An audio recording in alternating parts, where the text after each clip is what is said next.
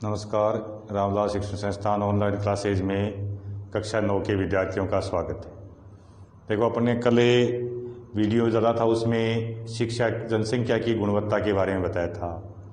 तो जनसंख्या की गुणवत्ता किससे होती है इसके बारे में थोड़ा बताया था कि शिक्षा है वही व्यक्तियों को एक अच्छा नागरिक बनाने में, देश समाज के विकास में योगदान देती है। तो आज का जो टॉपिक है वो है शिक्षा का महत्व है। शिक्षा का महत्व है।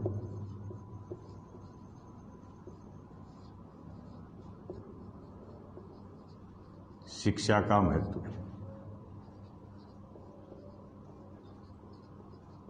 देखो, शिक्षा का क्या महत्व है। शिक्षा व्यक्ति को एक अच्छा नागरिक बनाती है। शिक्षा व्यक्ति को अपने कर्तव्य और उसके अधिकारों का बोध कराती है। यानी शिक्षा से ही व्यक्ति को ये पता चलता है कि मेरे क्या अधिकार हैं, मेरे क्या कर्तव्य हैं। और इसके अलावा शिक्षा है वो देश के प्रशासनिक कार्यों में मदद करती है। शिक्षा राष्ट्रीय आय और देश की संस्कृति को समृद्ध करने में योगदान देती है। तो शिक्षा के महत्व के जो 4-5 बिंदु हैं वो आपको मैं लिखा देता हूँ, कॉपी में लिख लेना, उनको याद कर लेना। और उसके बाद दूसरी बात अपन को बताएंगे कि शिक्षा के लिए सरकार ने क्या क्या प्रयास किए हैं। क्योंकि जब देश आज़ाद हुआ था उस समय हमारे देश में शिक्षा का प्रतिशत बहुत ही कम था। आपको बताया 17-18% लोग पढ़े लिखे थे। गांव में कोई इक्का दुक्का व्यक्ति ही पढ़ा लिखा मिलता था, बाकी सब अशिक्षित थे। यानी स्थिति ऐसी थी कि अगर कोई पत्र आ जाता तो गांव में पढ़ने के लिए कोई मिलता नहीं था, तो पत्र को पढ़ाने के लिए गांव वालों को दूसरे गांव में जाना पड़ता था। ऐसी स्थिति थी क्योंकि उस समय शिक्षा का कोई व्यवस्थित ढांचा नहीं था। जो शिक्षा थी वो भी उच्च वर्ग के लिए थी। निम्न वर्ग या किसान वर्ग, मजदूर वर्ग था, उनके लिए शिक्षा की व्यवस्था नहीं थी। आज़ादी के बाद हमारे देश में धीरे धीरे शिक्षा के क्षेत्र में सुधार हुआ है और आज अपन देखते हैं कि भारत में लगभग वर्तमान में 80% साक्षरता की दर हो चुकी है। और विश्व के बहुत सारे देश ऐसे हैं जहां 100% साक्षर हैं। तो उन देशों से आज भी हम पिछड़े हुए हैं, क्योंकि शिक्षा ही एक ऐसा मंत्र है, ऐसा स्रोत है जिससे व्यक्ति अपना समाज का और राष्ट्र का विकास ही कर सकता है। तो शिक्षा का महत्व में पहला पॉइंट है, शिक्षा समाज के विकास में योगदान देती है। तो पहला पॉइंट क्या लिखोगे? शिक्षा समाज के विकास में योगदान देती है।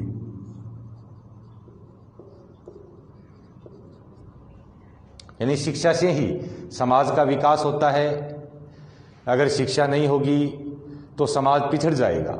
आज समाज का विकास हो रहा है, इसका भी जैसे अपन ने पढ़ा था विलास और शकल के बारे में, तो उसमें भी हमने देखा था कि विलास था वो समाज में जो परंपरागत व्यवसाय थे मछली पकड़ने का, वही कार्य करता था। जबकि शकल ने अपना परंपरागत जो कार्य था खेती करना वो छोड़ करके और पढ़ाई का काम किया, जिससे वो एक बड़ी सॉफ्टवेयर कंपनी में इंजीनियर बन गया।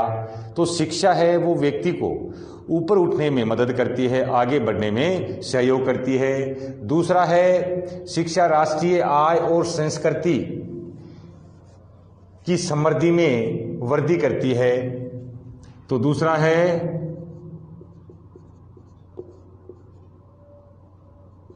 राष्ट्रीय आय और संस्कृति को समृद्ध बनाती है।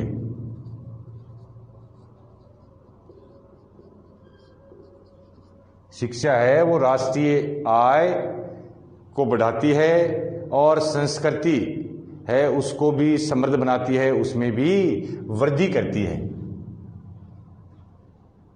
ये लिखना संस्कृति में समृद्धि की जगह वृद्धि कर लेना, वृद्धि करती है।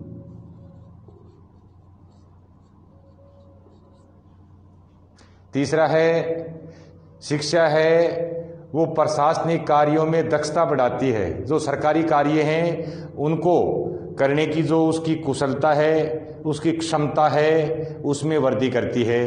यानी व्यक्ति है वो अच्छी तरह से प्रशासनिक कार्य कर सके, देश के लिए सही नीतियां बना सके, नीतियों का सही ढंग से क्रियान्वयन कर सके, जिससे देश प्रगति के पथ पर आगे बढ़ सके, देश में रहने वाले लोगों के कल्याण हो सके, उनको सुख सुविधाएं मिल सके। इस प्रकार की नीतियां बनाने में, इस प्रकार के कार्य करने में दक्षता प्रदान करती है। तो शिक्षा है वो प्रशासनिक कार्यों में दक्षता बढ़ाती है।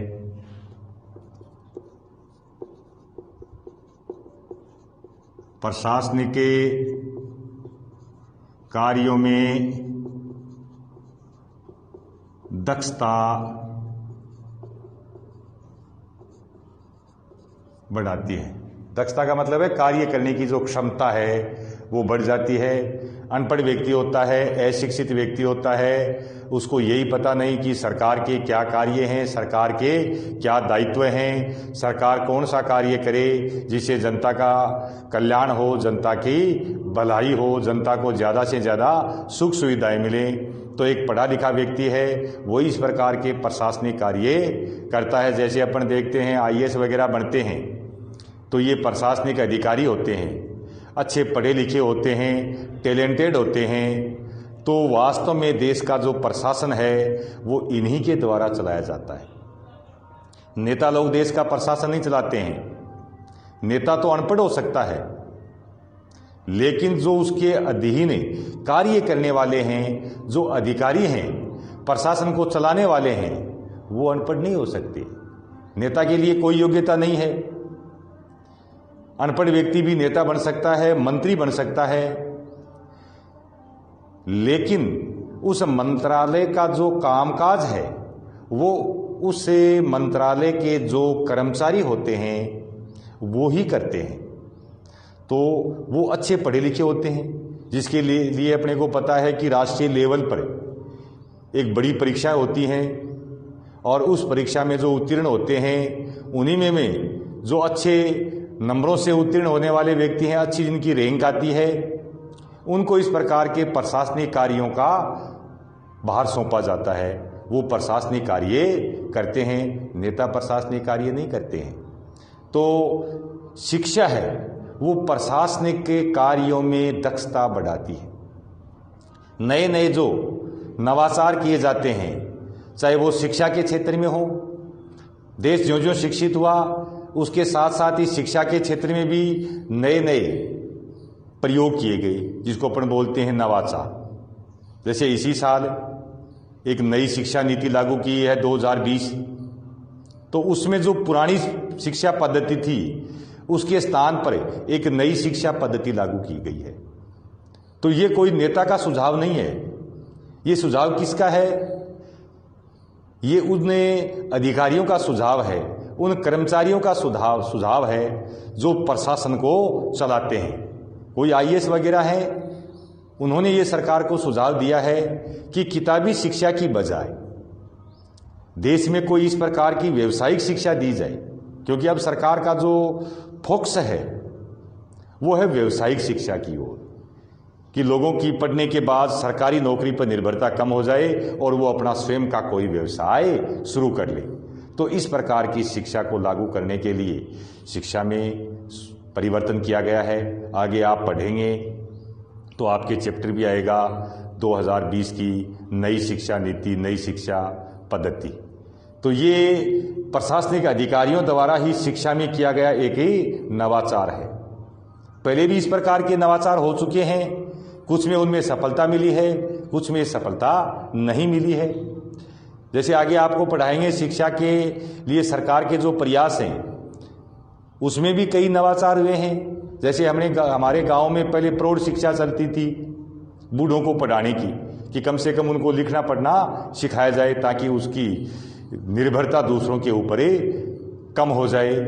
फिर उसके बाद अनौपचारिक शिक्षा चली थी कि जो बच्चे हैं, छोटे हैं, पढ़ने की उम्र के हैं, वो स्कूल नहीं जा पाते हैं, तो उनके लिए उनकी सुविधा के अनुसार गांव में पढ़ाई की व्यवस्था की जाए। तो इस प्रकार के जो नवाचार हैं शिक्षा के क्षेत्र में, वो इन प्रशासनिक अधिकारियों के द्वारा ही देश में लागू किए जाते हैं। तो इससे प्रशासनिक कार्यों में दक्षता मिलती है, क्योंकि जनता पढ़ी लिखी होगी तो वो सरकार की नीतियों को सही तरीके से समझेगी, जनता सरकार की नीतियों का सम्मान करेगी, और जो गलत नीतियां हैं उनका जनता विरोध करेगी। क्योंकि शिक्षा है वो सही और गलत का अंतर करने में मददगार होती है कि सही क्या है और गलत क्या है। चाहे वो सरकार की नीतियां हो या हमारी कोई सामाजिक व्यवस्थाएं हों, उनमें भी शिक्षा के द्वारा ही हम देखते हैं कि सही क्या है, गलत क्या है। जैसे हमारे समाज में पहले कई प्रथाएं थी, अब वो प्रथाएं नहीं हैं। सती प्रथा थी, मृत्यु भोज था, बाल विवाह थी, दहेज प्रथा थी। तो ये प्रथाएं अब धीरे धीरे कम हो रही हैं। तो इनके कम होने का कारण भी क्या है? शिक्षा है। जो व्यक्ति शिक्षित होगा वो इन कुप्रथाओं को तोड़ता चला जाएगा। जैसे मृत्यु भोज है, मरने के बाद पहले उसका भोज देते थे, गांव के लोगों को बुलाते थे, ब्राह्मणों पंडितों को बुलाते थे कि इसका भोज देने से मृत आत्मा को शांति मिलेगी, स्वर्ग में जाएगा। तो मरा हुआ व्यक्ति कोई आके देखता थोड़ा ही है कि मेरे मरने के बाद क्या किया क्या नहीं किया है। ये क्या थी? ये क्या नाम से खर्चा था, लोगों की गलत धारणाएं थी। तो शिक्षा के कारण धीरे धीरे ये धारणाएं अब टूटती जा रही हैं। चौथा है, शिक्षा व्यक्ति को अपने अधिकार और कर्तव्यों का बोध कराती है। शिक्षा व्यक्ति को अपने अधिकार और